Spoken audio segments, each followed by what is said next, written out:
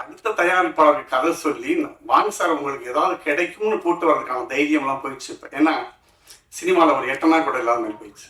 இப்போ இந்த பார்க்குறப்ப என்னடா அவரை மாட்டி விட்டோமா அப்படின்னு ஒரு ஃபீல் இருக்கு. ஏன்னா அவர் அவ்வளோ கஷ்டப்படுறாரு. குறைந்தபட்சம் தான் என்னன்னா நம்ம பிஆர்ஓ சொல்கிறப்ப சரி கூப்பிடுங்க சார் யார் வருவாங்க, எந்த ரிவ்யூஸ்லாம் வருவாங்க சார் அப்படின்னா அந்த படத்துக்குலாம் அவ்வளோ வரமாட்டாங்க சார், வந்தாலும் எழுத மாட்டாங்க சார் நல்லா இருக்கு. என்ன பெரிய படம் எங்க போனாலும் பெரிய படம் பெரிய படம் தான். பெரிய படம் என்னன்னு தெரியல. சின்ன படங்கிறது சப்ஜெக்டா இல்ல பெரிய படம்ங்கிறது என்னன்னு தெரியல. நமக்கு யாருமே படம் பார்க்கறதுக்கு இஷ்டப்படல. யாரும் நடிச்சிருக்கா, எவ்வளவு பட்ஜெட், பெரிய பட்ஜெட் படங்கள் எல்லாமே இப்போ இந்த வரைக்கும் ஜூன்ல 120 படத்துல 4-5 படம் தான் ஹிட் ஆயிருக்கு, பணம் திரும்பி வந்திருக்கு. ஸோ அப்படிப்பட்ட ஒரு சினிமா வந்து இறந்து போன நிலையில் தான் நம்ம இன்னைக்கு இருக்கோம். அப்படி இருக்கிற இந்த மாதிரி ஒரு ப்ரொடியூசர் போத்திராஜி வந்து நான் வந்து ரொம்ப வணக்கத்தை சொல்லிக்கிறேன். ஏன்னா இவர் நம்மள மாதிரி ஒரு இன்ஸ்டியூட்ல படிச்சுட்டு ஒரு டப்பிங் ஸ்டுடியோ நடத்திட்டு இருக்காரு. ஏதோ நான் சொன்ன கதையை அவர் ஏதோ நம்பி பல லட்சங்களை போட்டிருக்காரு. நான் இறைவனை வேண்டுறேன் அவருக்கான பணம் வந்ததுக்காக அதை கிடைக்கணுங்கிறது. ஏன்னா ரொம்ப கஷ்டம். தைரியமாக தான் இந்த இன்னைக்கு வரைக்கும் கியூப்ல இருந்து இங்கே வருதான்னு தெரியாத அளவுக்கு நாங்கள் வந்து ஒர்க் பண்ணிட்டு இருக்கோம். அந்த காலத்தில் ஒரு படம் நாங்கள் எடுத்துருக்கோம். நான் வந்து 1999 என்னுடைய முதல் படம் உதவி கண்டரா நான் நீ இந்த மாதத்தில் ஒர்க் பண்ணது வந்து இந்த 30-26 வருஷத்தை பார்த்தா கம்ப்ளீட்டாக மாறிடுச்சு. ஏதோ நாங்கள் ஒரு சாதாரண படம் எடுத்தால் கூட ஒரு 5 லட்சம் ரூபாய்க்கு ஒரு மெகா டிவியோ ஒரு கலைஞர் டிவிலையோ விற்கிற நிலைமை போய் 50,000க்கு 10,000 ரூபாய்க்கு கேட்குற மாதிரி ஆகிப்போச்சு. அப்படி எப்படி நம்ம படம் எடுக்கிறது, நம்ம என்ன இனிமேல் இது பண்ணுறது. நான் இந்த படத்தை வந்து கன்னடத்துலேயே எடுத்திருக்கேன், அதாவது பைலிங்குவலா. எதுக்கு அப்படின்னா ஒரே சின்ன விஷயம்தான். கன்னடத்தில் வந்து 100 படங்களுக்கு வருஷத்துக்கு 10 லட்சம் ரூபா மானியம் கொடுக்குறாங்க. தமிழில் 2015 நான் 8 லட்சம் ரூபாய் எடுத்த படத்துக்கு 7 லட்சம் ரூபா கவர்மெண்ட் கொடுத்தாங்க. அதிமுக அரசுக்கு ரொம்ப நன்றி. ஆனால் இந்த 10 வருஷமா மானியமே கொடுக்கல. அதுவும் வருஷத்துக்கு 10 படம் கொடுக்குறாங்க. இதே கர்நாடகாவில் வந்து வருஷத்துக்கு 100 படத்துக்கு கொடுக்குறாங்க. அந்த ஒரு 10 ரூபா நம்ம ப்ரொடியூசருக்கு கிடைக்குமே அப்படிங்கிற ஒரு எண்ணத்தை தான் நானே வந்து ஒரு சரி சார் ட்ரை பண்ணலாம் சார் அப்படிங்கிற ஒரு எண்ணத்தில் அது கனடா எடுத்தோம். அதுவும் அடுத்த மாதத்தில் ரிலீஸ் ஆகிறதுக்கு தயாராக இருக்கு.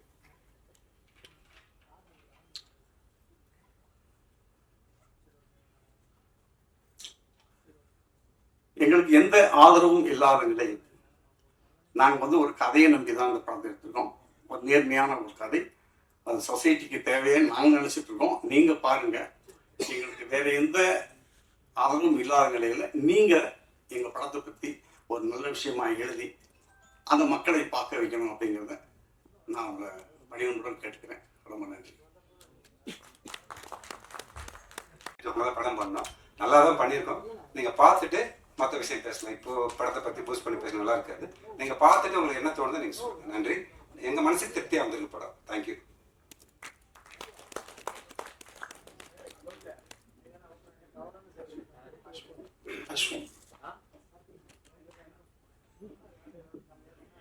அனைவருக்கும் வணக்கம்.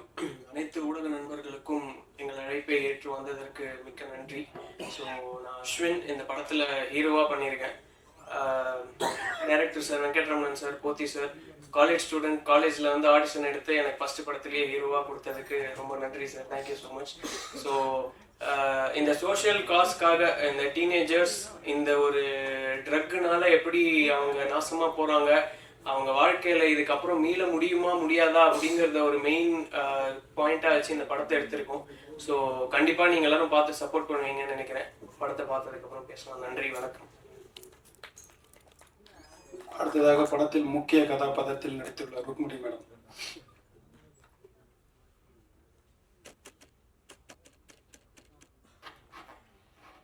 அனைவருக்கும் இனிய மாலை வணக்கம். என்னை பேச அழைத்ததற்கு முதல்ல ப்ரொடியூசர் அப்புறம் டைரக்டர் எல்லாருக்கும் ரொம்ப நன்றி. வந்திருக்கிற ஊடக நண்பர்கள் எல்லாருக்கும் மிகப்பெரிய நன்றி. ரொம்ப கஷ்டப்பட்டு அவங்க அந்த படத்தை எடுத்திருக்கிறாங்க. அதாவது வெங்கட்ராமன் சார் வந்து ரொம்ப டிட்டர்மினேஷனோட அவருக்கு இந்த கருத்து மக்களுக்கு போய் சேரணும், ஒரு நல்லது பண்ணணும் சொசைட்டிக்கு அப்படின்னு ஒரு கருத்து எடுத்து இந்த படத்தை எடுத்திருக்காங்க. 2 லாங்குவேஜில் எடுத்திருக்காங்க, ஒன்று தமிழ் மற்றும் கன்னடத்தில் எடுத்திருக்காங்க. எனக்கு தெரியும் எவ்வளோ எஃபர்ட் போட்டிருக்காங்க, ஒவ்வொரு சிறிய விஷயத்துலையும் எவ்வளோ எஃபர்ட் போட்டிருக்காங்கன்னு. All the very best. அது கண்டிப்பாக மக்களுக்கு பிடிக்கும். சின்ன பட்ஜெட்டாக இருந்தாலும் ஒரு நல்ல கதை, நல்ல மெசேஜ் இருந்ததுன்னா அது எல்லாருக்கும் பிடிக்கும்னு இப்போ இருக்கிற படங்கள், சிலை மாதிரி படங்கள் ப்ரூவ் பண்ணியிருக்கு. அந்த மாதிரி பெரிய வெற்றி அடைய இந்த படக்குழுவினரை வாழ்த்துக்கிறேன். கண்டிப்பாக பார்த்துட்டு உங்களுக்கு என்ன தோணுதோ கண்டிப்பாக நன்றாகத்தான் தோற்றும். நீங்கள் நல்லபடியாக எங்களுக்கு எழுதி எங்களுக்கு மக்களை தியேட்டருக்கு கூட்டிகிட்டு வர வேண்டியது உங்கள் கடமைன்னு உங்களை ரிக்வெஸ்ட் பண்ணிக்கிறேன். தேங்க்யூ. அடுத்ததாக படத்தின் இணை இயக்குனர் முத்து அவர்களை பேச அழைக்கிறோம். வணக்கம். போதை அழிவின் பாதை என்ற கருத்தை வலியுறுத்தி இந்த படத்தை நாங்கள் எடுத்திருக்கோம். பெரிய படங்கள் சொல்லாத கருத்தை எங்களுடைய சின்ன படம் சொல்றீங்கனால அது அந்த சின்ன படத்தில் உங்க இந்த கருத்தை நாங்கள் நல்லா வலியுறுத்தி சொல்லியிருக்கோம். தைரியமாக சொல்லிடுறோம். இந்த படம் நல்லா இருக்கும், உங்களுக்கு பிடிக்கும், இது மக்களுக்கு தேவைப்படுது. நீங்கள் படம் பாருங்க, பார்த்துட்டு எழுதுங்க, பேசுங்க. நன்றி. ஆக்சுவலாக இயக்குனரும் சரி, தயாரிப்பாளரும் சரி, இவங்க இந்த படத்துக்கான என்ன கருத்து சொல்ல வருதோ அதை அழுத்தி சொல்லலை. 10 வருஷத்துக்கு முன்னாடி தமிழ்நாடு ஃபுல்லாக மது பழக்கத்தினால் அழிந்தவர்கள் அதிகம். அதுக்காக அவர் எடுத்த படம் தான் அப்பா வேணாம்ப்பா. இப்போ தமிழ்நாட்டில் அதிகமாக போய்கிட்டு இருக்கிற விஷயம் போதை பழக்கம், ஊசி, மாத்திரை, அதை பற்றின விஷயங்களை சொல்கிறது தான் இந்த படம் முதற்கணல். அடுத்ததாக ராஜேஷ் அவர்களை பேச அழைக்கிறேன்.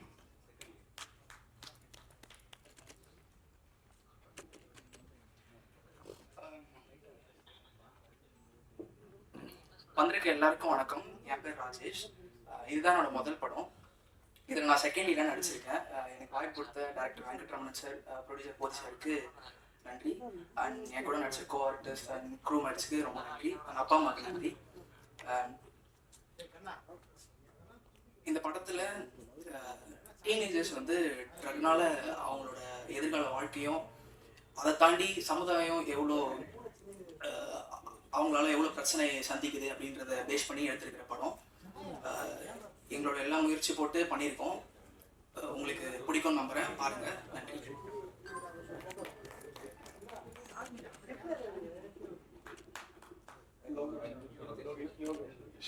அடுத்ததாக இந்த படத்தில் நடித்துள்ள யோகேஷ் அவர்களை பேச அழைக்கிறேன்.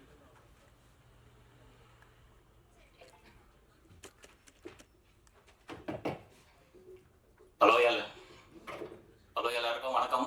என்னோட பேர் யோகேஷ். இங்கே வந்திருக்க எல்லாருக்கும் ரொம்ப நன்றி. ஃபர்ஸ்ட் நான் ப்ரொடியூசர் சாருக்கும் டைரக்டர் சாருக்கும் என்னோட நன்றி தெரிவிச்சிருக்கேன். இந்த படம் பார்த்தீங்கன்னா ஒரு 2024 ஆரம்பிச்சது.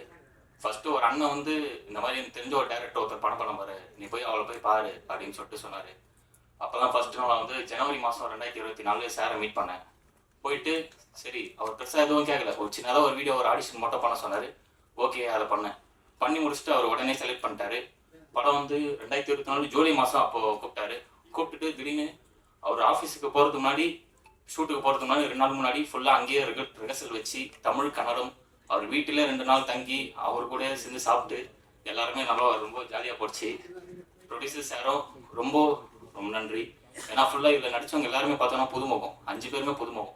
இப்போ பெரிய படம் பார்த்தீங்கன்னா எந்த ஒரு ப்ரொமோஷனும் தேவையில்லை. சின்ன படத்துக்கு நீங்கள் தான் சப்போர்ட் பண்ணோம். உங்களை நம்பி தான் நாங்கள் இதை பார்க்க வைக்கிறோம். எல்லாரும் நம்ம பார்த்துட்டு நல்லா இதுவாக எழுதுங்க கருத்துக்களை. ரொம்ப நன்றி. தேங்க்யூ.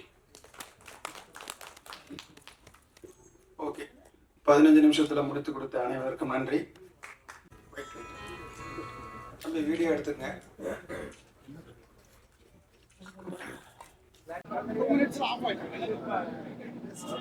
சொல்லிட்டியா?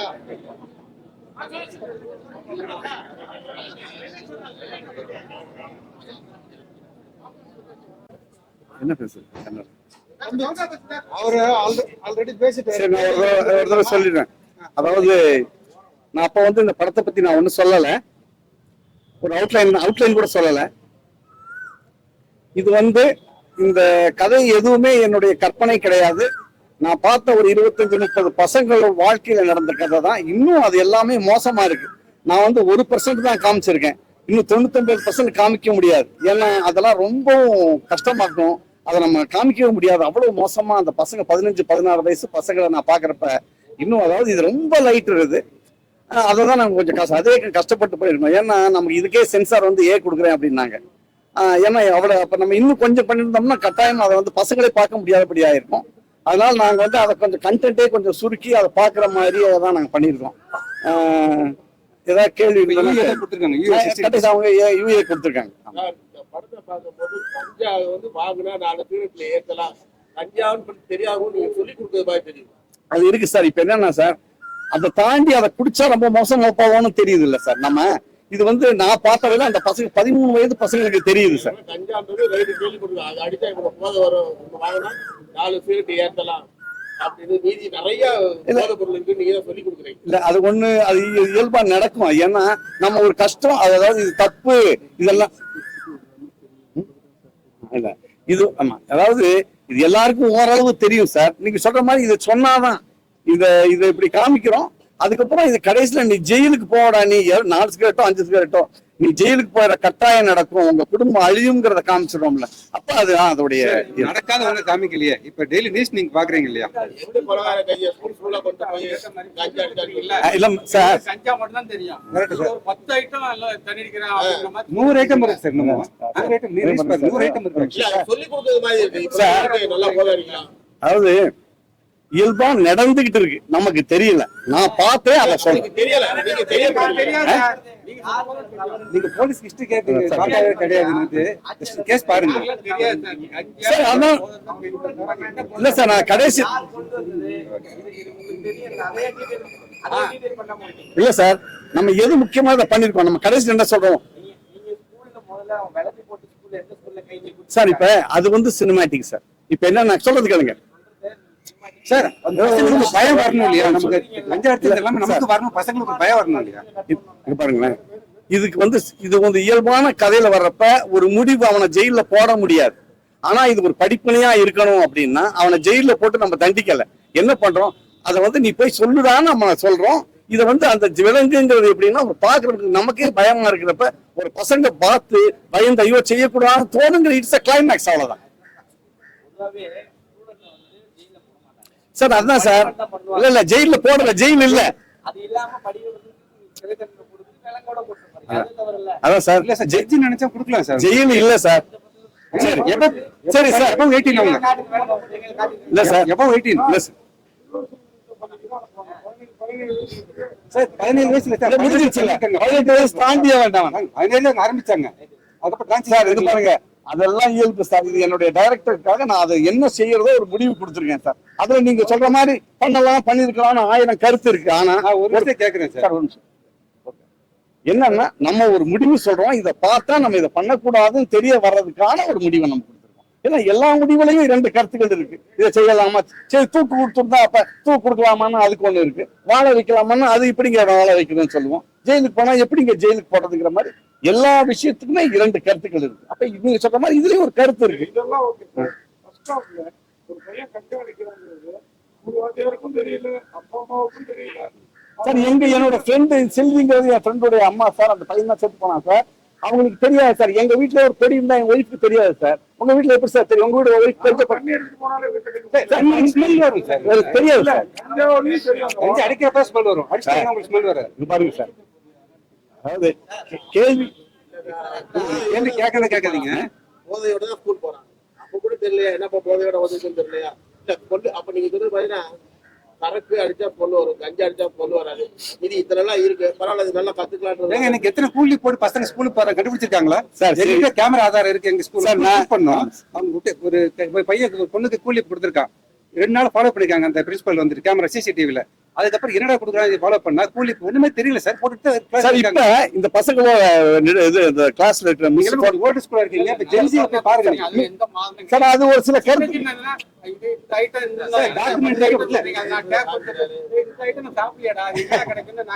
சார் நீங்க கேட்பீங்க. அதை கேட்டு வாங்குறப்ப அது கடைசியில நம்ம சரி அதை நான் சொல்லி கொடுத்தேன்னு வச்சுக்கோங்க, ஜெயிலுக்கு போறதை சொல்றேன், அதை பார்க்க மாட்டீங்க.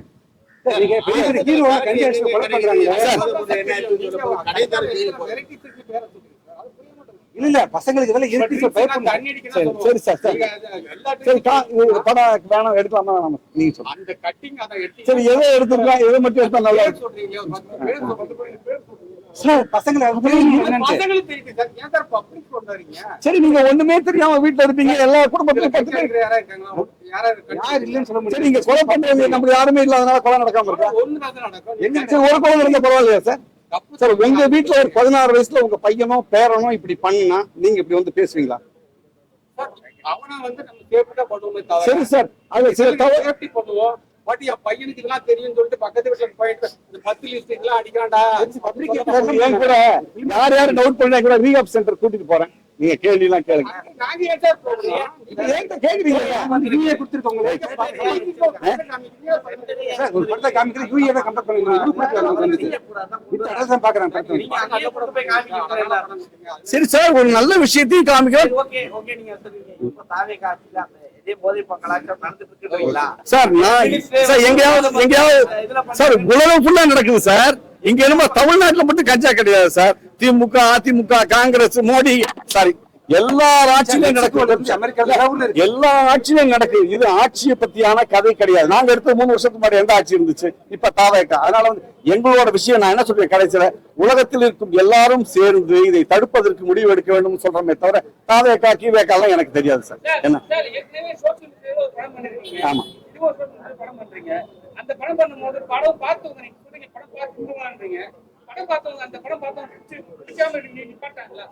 இல்ல சரி சார், அவரோட பழைய படம் அப்பா வேணாம் பாடுற படத்தை எல்லா கேன்சர் இன்ஸ்டிடியூட்லயும் போட்டு அதை பார்த்து திரும்பினவங்க ரெக்கார்டு இருக்கு சார். அவரோட பழைய படம் ஆல்கஹால் படம் பாருங்க, அந்த ஆல்கஹால் படத்தை பார்த்து திரும்பினவங்க ரெக்கார்டு இருக்கு. எங்க ஒரு மயிலாப்பூர் வந்து ஒருத்தர் பேசினார் சார். அவர் என்ன சொல்றாரு, சார் என் பொண்ணு 15 வருஷமா என் கூட பேசல சார், என்னை ஒரு குடிகாரன் தான் நினைச்சிட்டு இருந்தாரு.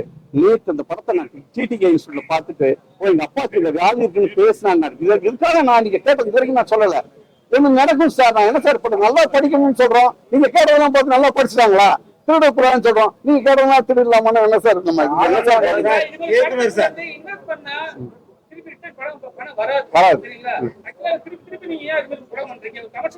அந்த படம் அவர் இந்த படம் நான் அவர் கேட்கிற கேள்வி கரெக்ட். ஒரு என்ன சார் ஒரு சில பேர் சொல்லியிருக்காங்க ஒரு காசு வரும் போல இருக்கு. எனக்கு ஒரு எல்லாமே என்டர்டைன்மெண்ட் கிடையாது சார். இன்னைக்கு நைட் நான் இருப்பேன், உயிரோட இருப்பேன் சொல்ல முடியாது சார். அதனால பணம் வருதோ வரலையோ நான் என்னுடைய டியூட்டியை ஒரு சினிமாக்காரனா நான் பண்ணிதான் சார் ஆகணும். அதுல நான் போனாலும் போயிட்டு போக வேண்டியதுதான் சார். என்ன சார் நான் பண்ண முடியும் சார்? இயக்குனர் சார், தமிழ்நாட்டுல வந்து கஞ்சாவால இன்னைக்கு பல கோடி ரூபாய் வந்து இன்னைக்கு வந்து தமிழ்நாட்டுல புழங்கிக்கிட்டு இருக்கு. கஞ்சாவை பத்தி பேசினாவே கொலை பண்றாங்க, ஆளே அட்ரஸ் இல்லாத அடிச்சிடுறாங்க. இந்த படத்தை நீங்க துணிச்சலா கஞ்சாவுக்கு எதிராக எடுத்திருக்கீங்க. இதனால உங்களுக்கு ஏதாவது மிரட்டல்கள் வந்தா அப்படி சமாளிப்பீங்களா? வந்தா நிக்க வேண்டியது, வாங்கடா குத்துக்கிறாங்க வேண்டியது பண்ண முடியும். நீங்க சொல்றது எல்லாமே நடக்கலாம் சார். அதனால இது வந்து நம்ம யாரையும் சொல்லல, இது உலகத்துடைய பிரச்சனை. கஞ்சா விற்கிறவருடைய பையனுக்கும் இந்த பிரச்சனை நடக்கும் இல்லைங்களா? அதனால நம்ம சொல்லுவோம். அதனால நல்லதோ கெட்டதோ எது வந்தாலும் தாங்கிக்க வேண்டியது.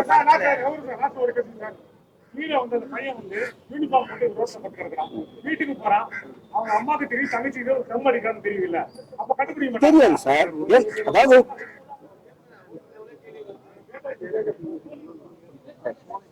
சரி, அதாவது சார் இந்த போதை எல்லாருக்கும் டவுட் இருக்கு சார்.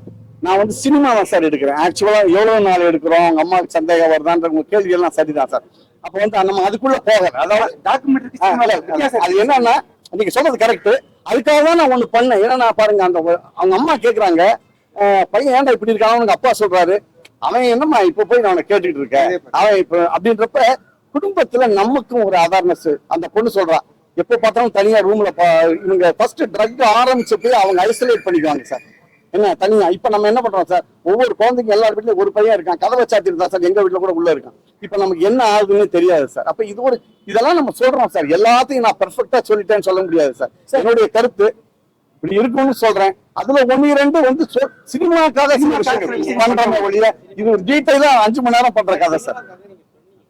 சினிமாக்காக இல்ல, இயல்பா உண்மையான நடந்த கதையை சினிமாக்காக சொல்றப்ப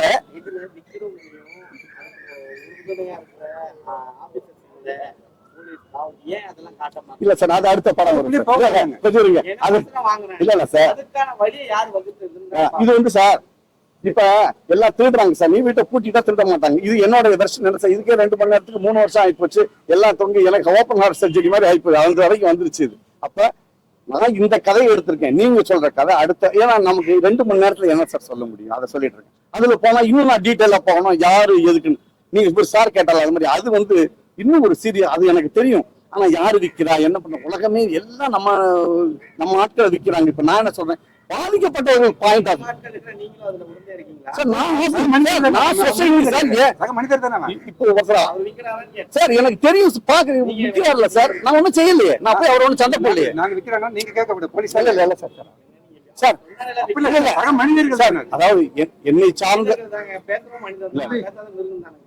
இல்ல எல்லாம் என்னை சார்ந்த மனிதர்கள். அதுக்கு எனக்கு பொறுப்பு இருக்கு.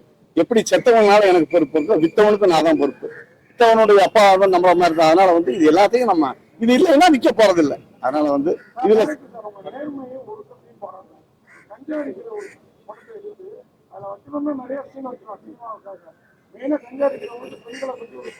இருக்கும். அதெல்லாம் வைக்கல.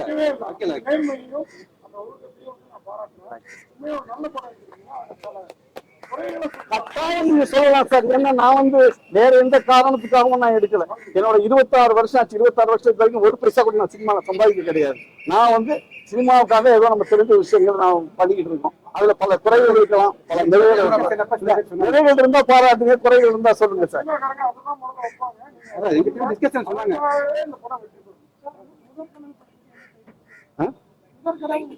முதல் கனல்னா முதல் ஃபயர் சார்.